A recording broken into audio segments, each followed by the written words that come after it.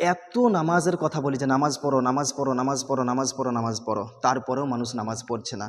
মনে রাখবেন, নামাজ যদি না পড়ে আপনি মারা যান, আপনার মৃত্যুর পূর্বে তিনটা ভয়াবহ অবস্থা আপনার হবে। এক নম্বর হলো আপনি অপদস্থ হয়ে মারা যাবেন। দুই নাম্বার হলো আপনি ক্ষুধার্ত অবস্থায় মারা যাবেন। তিন নাম্বার হলো আপনি পিপাসার্ত অবস্থায় মারা যাবেন। নবীজি বলছেন, যে ব্যক্তি নামাজ না পড়ে মারা যাবে সে পিপাসার্ত অবস্থায় মারা যাবে। আর এমন পিপাসা তাকে লাগবে যে পৃথিবীর সমস্ত সমুদ্রের পানি যদি তাকে পান করানো হয়, পৃথিবীর সমস্ত সমুদ্রের পানি যদি তাকে পান করানো হয়, তার পিপাসা মিটবে না। কম ব্যাপার। তারপর মৃত্যুর পরে পরই আপনার তিনটা শাস্তি শুরু হয়ে যাবে যদি আপনি নামাজ না পড়ে মারা যান। কেমন? আপনাকে যখন কবরে শোয়ানো হবে, তখন ওই কবর, বেনামাজিদেরকে ওই কবর দুই দিক থেকে এমনভাবে চাপ দেবে যে একদিকের পাঁচরা অন্য দিকের পাঁচরার ভিতরে ঢুকে যাবে, কটমট কটমট আওয়াজ উঠতে থাকবে। দ্বিতীয় নাম্বার, বেনামাজিদের জন্য শাস্তি, আল্লাহ তাআলা ফেরেশতাদেরকে বলবেন যে আমার ফেরেশতা, এই ব্যক্তিকে জাহান্নামের পোশাক পরিয়ে দাও এবং এর কবরের মধ্যে আগুন লাগিয়ে দাও। কম ব্যাপার?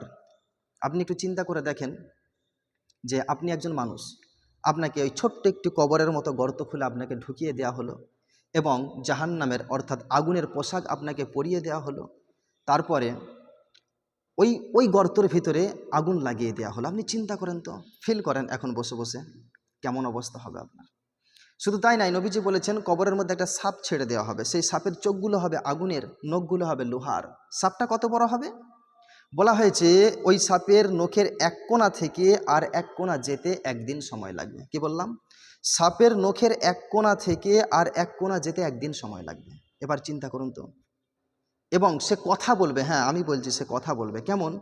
আপনাকে সে কামড় দেবে আর বলবে যে তুমি ফজরের নামাজ কাজা করেছিলে, এই বলবে আর আপনাকে কামড় দিতে থাকবে জোহর পর্যন্ত। জোহরে আবার আপনাকে কামড় দিবে এই কথা বলে যে আপনি জোহরের নামাজ কাজা করেছেন, তুমি জোহরের নামাজ কাজা করেছো, তাই আসর থেকে, আসরের নামাজ কাজা করেছো মাগরিব পর্যন্ত, মাগরিবের নামাজ কাজা করেছো ঈশা পর্যন্ত, ঈশার নামাজ কাজা করেছো ফজর পর্যন্ত, এইভাবেই চলতে থাকবে। আর ওই সাপ যখন আপনাকে একটা ছোবল মারবে, আপনি মাটির নিচে 70 গজ তলিয়ে যাবেন। আবার তোলা হবে, আবার কামড় দেবে, আবার তোলা হবে, আবার কামড় দেবে, এরকম চলতেই থাকবে। সেজন্য আমি বলি নামাজ প্রত্যেককেই পড়তেই হবে। আল্লাহর নবী সাল্লাল্লাহু আলাইহি ওয়াসাল্লামের রূহ বের হব অবস্থা, উনি দুনিয়া থেকে আল্লাহর পেয়ারা হয়ে যাবেন, সেই মুহূর্তে কয়েক সেকেন্ড মুহূর্তে তিনি বলছেন আসসালাত আসসালাত আসসালাত, নামাজ নামাজ নামাজ, আমার উম্মতের নামাজ। সেজন্য সকলকেই নামাজ পড়তেই হবে। নামাজ ছাড়া কোনো গতি নাই। আর যদি কোনো মানুষ মনে করে যে আমি নামাজ না পড়ে মুসলমান, সে ভুল কথা বলেছে। যদি আপনার মধ্যে নামাজ না থাকে, আপনার মুসলমান দাবি করার কোনো হক নাই। সেজন্য নামাজ আমাদেরকে পড়তেই হবে।